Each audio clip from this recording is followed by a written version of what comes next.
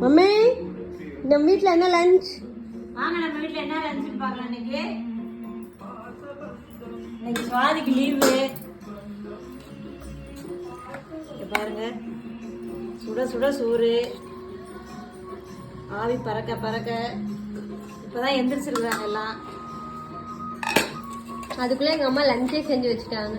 சாம்பார், சவு சவு சாம்பார். கரண்டி பெரிய கரண்டியா கொடுக்க வேண்டியதானம்மா. பாருங்க, கேரட் பீன்ஸ் பொரியல்.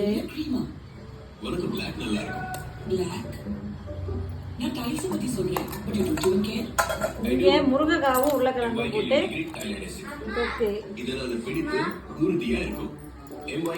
ரசம் வச்சிருக்கேன்.